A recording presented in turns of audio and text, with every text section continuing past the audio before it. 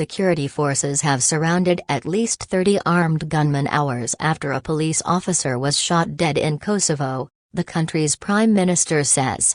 Albin Kurti said the group was in a monastery in the northern village of Banjska and urged them to surrender. Mr. Kurti has accused Serbia of backing what he called a terrorist attack that also injured another officer. The NATO-led peacekeeping force in Kosovo says it has troops in the area and is ready to respond if required. Tensions have run high in Kosovo after violent clashes followed a disputed local election in May. EU-mediated political talks designed to stabilize the situation have stalled. Kosovo declared independence in 2008, but Serbia, along with Belgrade's key allies China and Russia, does not recognize it. Many Serbs consider it the birthplace of their nation, but of the 1.8 million people living in Kosovo, 92% are ethnic Albanians and only 6% are ethnic Serbs. Sunday's shooting happened at about 3 o'clock, 1 o'clock GMT, after police said they arrived in Banjska,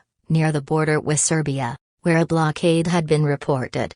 Officers were attacked from several different positions with an arsenal of firearms, including hand grenades and shoulder-fired missiles, they said in a statement.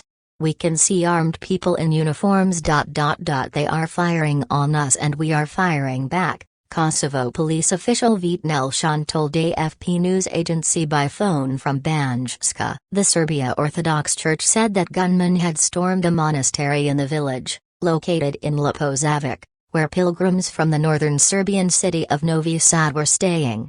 Priests and pilgrims locked themselves inside the monastery's temple for safety, the Diocese of Raška Prizren said, adding that gunfire was occasionally heard. The Prime Minister accused organized criminals with political, financial and logistical support from Belgrade of attacking our country. Mr. Kurti added that the perpetrators and those who issued their orders would be punished. Kosovo's President Vjosa Osmani said the incident, orchestrated by Serbian criminal gangs, was an attack on law and order and against the sovereignty of the Republic of Kosovo. She condemned the open aggression of Serbia towards Kosovo and called on the country's allies to support Kosovo in establishing law and order.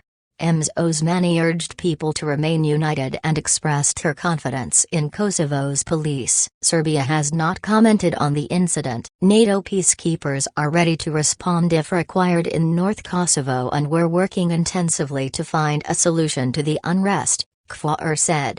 The European Union's foreign policy chief Josep Borrell condemned what he called the hideous attack and said those responsible must be brought to justice. It comes after the latest EU-mediated talks collapsed last week, with Mr. Borrell blaming Mr. Kurti for failing to set up the Association of Serb-majority municipalities, which would give them more autonomy. Unrest engulfed northern Kosovo in May after Kosovo Albanian mayors were installed in majority Serb areas. After Serb residents boycotted local polls, NATO deployed an additional 700 troops to Kosovo to deal with unrest in the northern towns of Kan following the elections. Some 30 NATO peacekeepers and more than 50 Serb protesters were hurt in the ensuing clashes.